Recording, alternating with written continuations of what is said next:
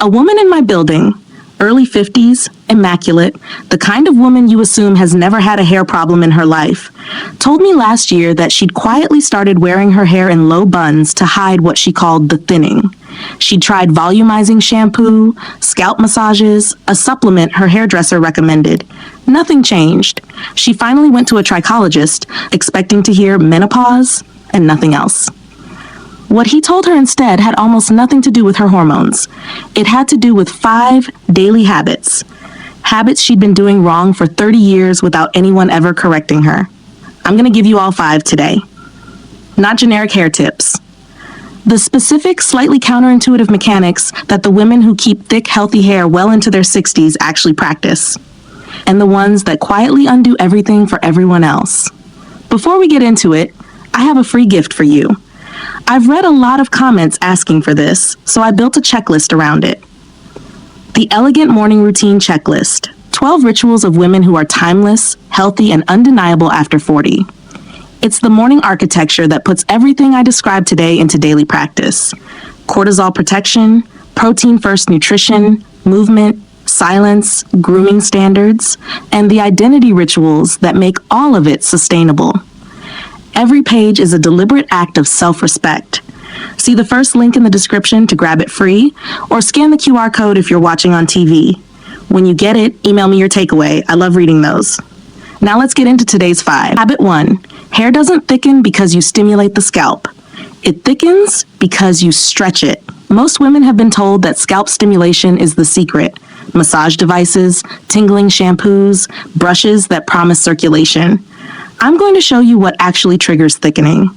But first, understand why stimulation alone falls short. A trichologist I spoke with, the same one who saw my neighbor, told me that circulation matters, but it's not the primary lever. The primary lever is mechanical tension. Hair follicles respond to a process called mechanotransduction. When the scalp is gently stretched, the follicle interprets that tension as a biological signal to enter and remain in the growth phase longer. A study published in the journal Stem Cell Reports found that mechanical stretching of skin tissue activated stem cell pathways responsible for new hair growth. The same pathway scalp massage only partially engages. Think of it like resistance training for a muscle you can't see. Massage relaxes, stretch builds. Resolve. Once daily, take small sections of dry hair and gently pull the scalp taut at the root, not painfully, just enough to feel mild tension, holding 3 seconds before releasing, working across the whole scalp for 2 to 3 minutes. This single addition does more for density over time than any product on the shelf. But here's where most people stop, believing healthy hair is only about what happens at the root. It isn't.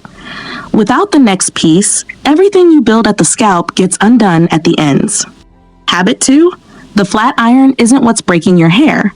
The water still inside it is. Every woman who's ever damaged her hair with heat blames the tool. I'm going to show you the actual cause. But there's something you need to understand first. Hair is approximately 1/3 water by weight even after it looks dry.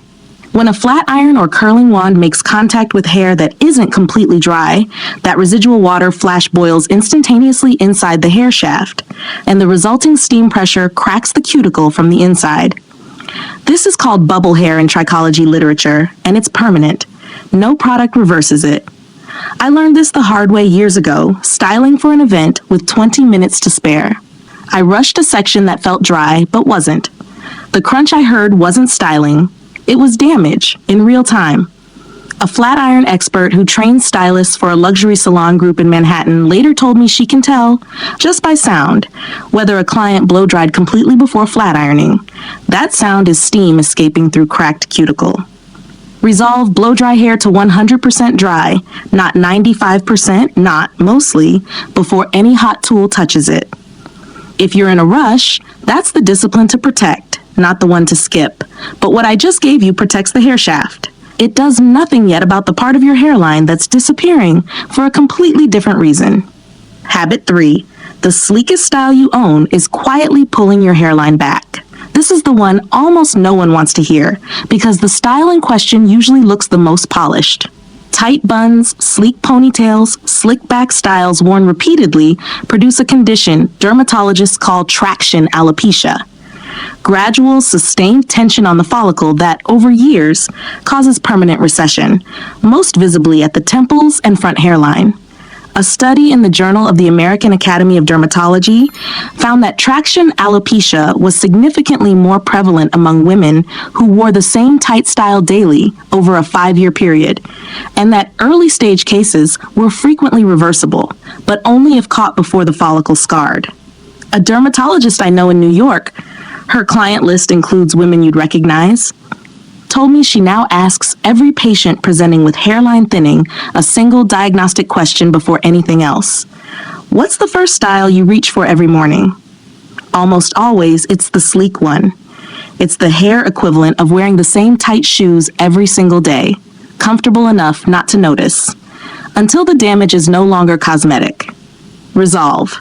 Rotate your tightest styles to no more than twice a week, and when you do wear them, leave the front hairline slightly looser than the rest. The polish is still there. The tension at the root isn't. This is exactly what the Undeniables Complete System covers in detail. 7 complete guides: identity, presence, first impressions, social mastery, wellness, standards, and your morning ritual. Everything the most elegant, vital, and undeniable version of you need, built into one system for less than a dinner out.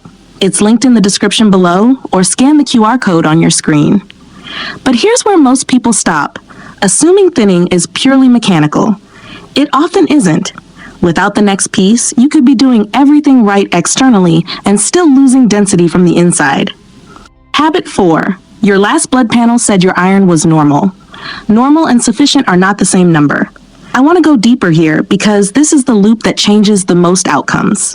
Standard blood panels flag ferritin, your iron storage marker, as normal, anywhere above roughly 15 to 20 nanograms milliliter depending on the lab. But research published in the British Journal of Dermatology found that ferritin levels below 40 nanograms per milliliter were strongly associated with diffuse hair thinning in women, even when those levels fell comfortably inside the normal range on a standard report. The number that prevents anemia and the number that supports robust hair growth are simply not the same threshold, and almost no general practitioner is trained to flag the difference. A woman in my network, she sits on the board of a hospital system in the Northeast, told me this exact gap is one of the most common oversights in women's preventive care after 40. Normal labs, real thinning, and no one connecting the two because nobody asked the second question. Resolve. At your next physical, request your ferritin number specifically, not just iron levels, and know that anything under 40 nanograms per milliliter is worth discussing with your doctor as a contributor to thinning, regardless of what the lab flags as normal. But there's one more piece, and past 50, it may be the single largest factor of all.